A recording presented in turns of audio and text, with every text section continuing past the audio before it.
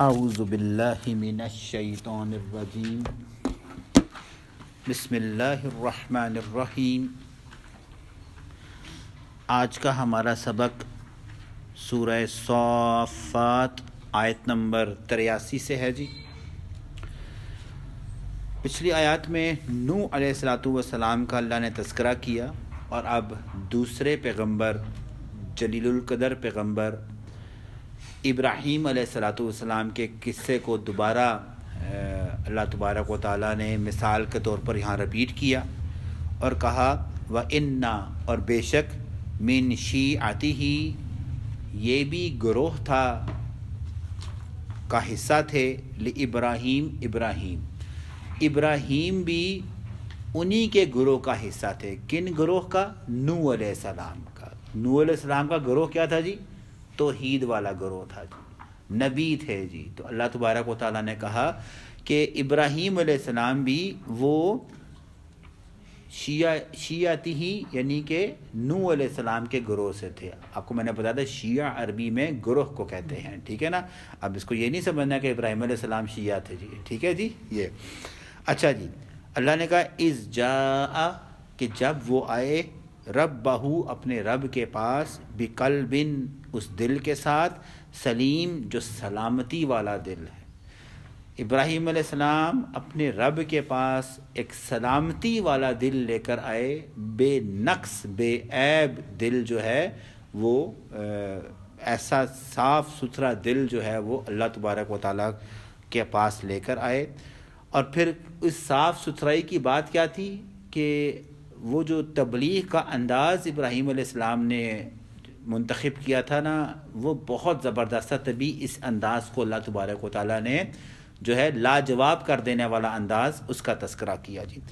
اذ قال، جب کہا ابراہیم علیہ السلام نے، لِأَبِيهِ، پہلے اپنے باپ یعنی آزر کو، وَقَوْمِهِ، اور اپنی قوم کو کیا کہا، مَاذَا تَعْبُدُونَ، یہ تم کس کی عبادت کر رہے ہو؟ اب آپ کو پتہ ہے وہ کس کی عبادت کر رہے تھے؟ بتوں کی تھی۔ تو یہ پوچھا تم یہ کس کی عبادت کر رہے ہو؟ افکن، کیا اتنا بڑا جھوٹ گڑھ لیا ہے؟ یہ وہی افک ہے جو سورہ ہم نے پڑھا تھا عائشہ رضی اللہ تعالیٰ کی صورت میں بھی اللہ نے کہا تھا، جو سورہ نور کے اندر افک یعنی بہت بڑا جھوٹ، کیا بہت بڑا جھوٹ تراش لیا ہے، آلہتن، اپنے معبودوں کے بارے میں، دون اللہ، اور اللہ کے علاوہ، تریدون، تم ان معبودوں کو چاہتے ہو۔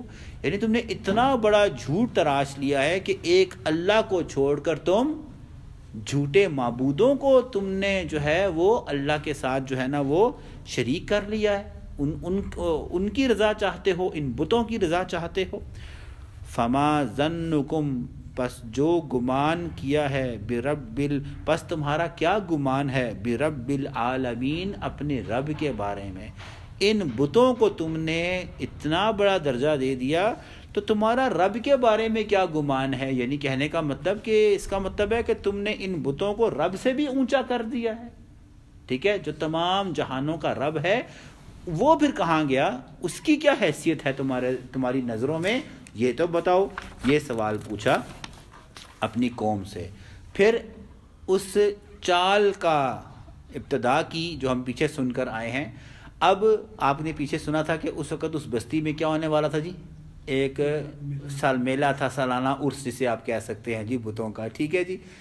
تو پوری قوم کیا کرتی تھی؟ 3-4 دن کے لیے وہ اس میدان میں جمع ہو کر وہ اپنے بتوں کے ساتھ نذرانے تو پتہ نہیں کیا تو کیا وہاں اکٹھا ہوتا تھا۔ اب ابراہیم علیہ السلام کے ذہن میں یہ آئی بات کہ میں اس طرح کرتا ہوں کہ یہ سارے وہاں جائیں، کسی طریقے سے میں یہاں رک جاؤں اور میں پھر ان بتوں کے ساتھ جو کروں اس کا تذکرہ ہے۔ تو اس چال کا پہلا حصہ کیا کیا؟ فَنَظَرَ، پس دیکھا، نظرتاً، ایک نظر، فِي النُّجُومِ، ستاروں میں۔ تو ابراہیم علیہ السلام نے چال چلی اور ستاروں کی طرف دیکھا، اور اس دور میں نا یہ تھا کہ جب ستاروں کی طرف دیکھتے تھے نا تو ستاروں کی چالوں سے نا کہتے تھے کہ یار مجھے لگتا ہے کہ مجھے یہ سفر نہیں کرنا چاہیے، یا مجھے یہ سفر کرنا چاہیے، یہ وقت میرے لیے اچھا ہے یا یہ وقت میرے لیے برا ہے. تو اس چال کو چلتے ہوئے کہا، ستارے کی طرف دیکھ کر کہا فقال انی سقیم، اے میری قوم والو مجھے لگتا ہے کہ میں بیمار پڑنے والا ہوں یا بیمار ہو گیا ہوں. ٹھیک ہے جی. اب قوم نے کیا کہا؟ اب قوم کو بھی سمجھ آ گیا بھائی اس نے ستارے کو دیکھ لیا ہے تو اب اس کا مطلب ہے کہ یہ واقعی بیمار پڑنے والا ہے. ان کا عقیدہ جو تھا ایسا، ورنہ اگر وہ کچھ اور بہانہ ڈال کے رکتے تو قوم ان کو روکتی وہاں پر.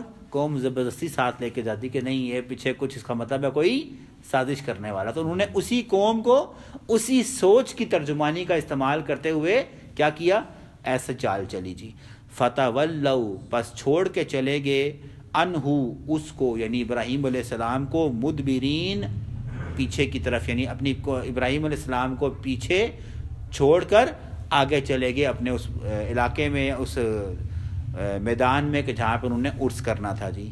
فراغا، پس چپکے سے، الی آلہتہم، یہ پہنچے ان معبودوں کی طرف جو انہوں نے تراش رکھے تھے. اب انہوں نے بتوں سے کلام کیا جی. ٹھیک ہے. فقالا، کہا بت سے، الا تاکلون، یہ تم کھاتے کیوں نہیں ہو؟ کیا مطلب کیا کھانا؟ اس قوم نے کیا کیا تھا؟ انہیں پتا تھا کہ 3-4 دن کیا ہوں گے، ہم جا رہے ہیں تو ہمارے پیچھے جو معبود ہیں بھوکے مر جائیں گے. اب دیکھو کیسی عقل ہے کہ ٹھیک ہے. تو انہوں نے کیا کیا؟ ڈھیر سارا کھانا ان کے آگے رکھ کے کہ خود چلے گئے کہ یار ساڑھے بڑے جو ہیں نا یہ بت کیا کریں گے، یہ کھا پی لیں گے، پیچھے ان کو کمی نہ ہو. تو ابراہیم علیہ السلام نے جا کر کہا اب بتاؤ الا تاکلون، تم کھاتے کیوں نہیں ہو؟ پڑا سامنے. ٹھیک ہے. ما لکم، کیا تکلیف ہے تمہیں، لا تنطقون، کہ تم اپنے ہونٹ ہلاتے ہو. اب نطق میں نے آپ کو عربی میں بتایا تھا کہ نطق کسے کہتے تھے؟ وہ چڑیا کی چونچ، یعنی اتنی کمزور سی بھی جنبش یہ بت. یہاں پہ یہ نہیں کہا تم بولتے کیوں نہیں ہو، ماذا تقولون نہیں کہا کہ تم بولتے کیوں نہیں ہو، کہا ما لا تنطقون، تم یہ ہونٹ کیوں نہیں ہلاتے ہو اپنے، تم اتنی سی ہونٹ تو ہلا کے بتاؤ، بولتے کیوں نہیں ہو، کیا تکلیف ہے تمہیں. ٹھیک ہے. پھر کیا ہوا؟ ظاہر بات ہے بت نے جواب دینا تھا آگے سے، کوئی جواب نہیں دینا تھا. پھر اٹھایا نا کلاڑا، فراغا، چپکے سے، علیہم، ان کے اوپر، دربم، ایک ضرب لگائی، بالیمین، سیدھے ہاتھ سے. یہاں پہ سیدھے ہاتھ سے ضرب لگانے کا مطلب ہے یہ کنایا ہے کہ ہمارے 2 ہاتھ ہیں نا، ہم رائٹ ہینڈ نا سارے، تو ہم زیادہ تیز اور بھاری طاقت سے اگر میں کو مکہ ماریں، آپ کس طرح ماریں گے؟ سیدھے ہاتھ سے. اس میں الٹا ہاتھ ہمارا ہے لیکن ہم اس طرح کی طاقت کا مکہ نہیں مار سکیں گے. تو یہاں پر کہ انہوں نے سیدھے ہاتھ سے مطلب کا مطلب ہے کہ صحیح بھرپور طاقت کے ساتھ کیا کیا؟ ہتھوڑا مارا. ٹھیک ہے جی. فَأَقْبَلُوا، اب ہتھوڑے مار کر ہم پیچھے سن کر آئے ہیں، بتوں کے پیس کر دی، کسی کا ناک اڑا دیا تھا، کسی کی ٹانگیں توڑ دی تھیں، کسی کی گردن دھڑ کے رکھ دی تھی. ٹھیک ہے. اب جب قوم واپس آئی، فَأَقْبَلُوا، وہ متوجہ ہوئی، اِلَيْهِ، اس کی طرف، یزفون، تیز دوڑتے ہوئے. ان کو فوراً سمجھ آ گئی کہ ہمارے بتوں کے ساتھ یہ حال کس نے کیا ہے، اس لیے وہ فوراً متوجہ ہو گئے اور دوڑتے ہوئے کس کی طرف گئے؟ ابراہیم علیہ السلام کی طرف. ٹھیک ہے جی.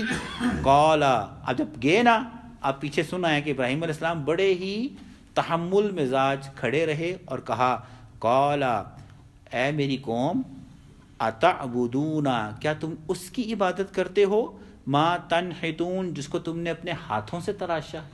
تمہاری عقل کو کیا ہو گیا ہے کہ جس بت کو تم نے اپنے ہاتھوں سے تراشا ہے تم اس کو اپنا الہ یعنی اپنا معبود بنا بیٹھے ہو. پھر ساتھ ہی کہا واللہ خلقکم، سنو اللہ نے تمہیں بھی تخلیق کیا ہے، وما تعملون، اور جو تم نے یہ ہاتھ سے بت بنائے ہیں نا ان کا خالق بھی کون تھا؟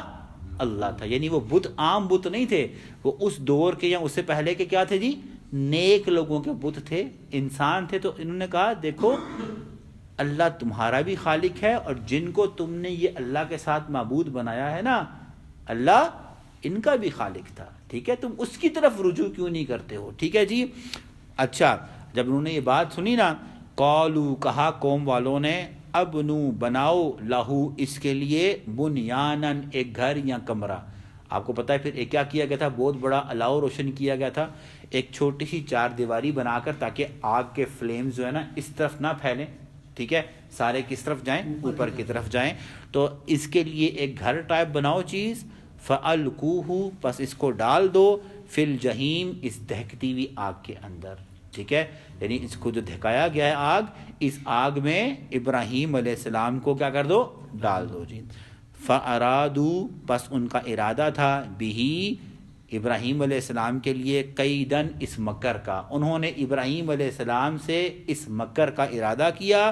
فَجَعَلْنَاهُمْ پس ہم نے بنا دیا اسفلین اس مکر کو ختم کر دیا.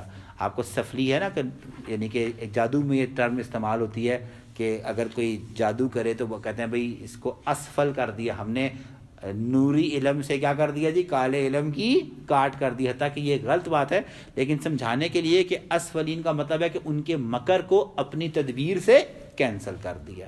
اللہ کے لیے جب بھی مکر کا لفظ استعمال ہوگا تو یہ نہیں ہوگا کہ اللہ نے مکر کیا، اللہ نے تدبیر کی. کفار کے لیے مکر کا مطلب مکر ہوگا. تو اللہ نے کہا ہم نے ان کی مکر کو اپنی تدبیر سے ختم کر دیا. اب جب یہ سارا معاملہ ہوا، آگ ٹھنڈی ہوگی، واپس سن کر آئے ہیں، قوم نے دیکھ لیا کہ سب جھوٹے معبود کچھ نہیں کر سکے. ابراہیم علیہ السلام آگ سے نکل آئے. جب انہوں نے دیکھا نا کہ اب میرا یہاں پہ رہنا کیا ہے، وہ مشکل ہے، تو انہوں نے کہا وقالا اور کہا انی بے شک میں ذاہبن میں جانے لگا ہوں الی یہاں سے ربی اپنے رب کی طرف سیہدین اب مجھے وہ ہدایت بھی دے گا، اب میری رہنمائی بھی کرے گا. یہ واقعہ کس شہر میں ہوا تھا پتہ آپ کو؟ آج بھی یہ شہر دنیا میں موجود ہے، اس کو بابل کہتے ہیں، موجودہ عراق. ٹھیک ہے جی، عراق میں یہ ہوا تھا. ٹھیک ہے نا، بابل. یہ تذکرہ ببابل ہاروت و ماروت پہلے اس بارے میں بھی آ چکا ہوا ہے. یہ شہر جو ہے نا اس میں ابراہیم علیہ السلام تھے جہاں پر ان کو آگ میں پھینکا گیا تھا. تو ہاں پھر انہوں نے کہا تھا اب میں یہاں سے جا رہا ہوں، تو یہاں سے اٹھ گئے تھے اور اٹھ کر کہاں گئے تھے جی؟ نہیں، شام کی طرف. پہلے شام کی طرف گئے تھے ابراہیم. تو انہوں نے کہا جی میں یہ علاقہ چھوڑ رہا ہوں اور اب چھوڑ کر میں جس طرف میرا رب کیا کرے گا، مجھے ہدایت دے گا، رہنمائی کرے گا، میں اس طرف جاؤں گا. تو یہ شام چلے گئے تھے. اب شام میں پہنچ کر کیا کیا؟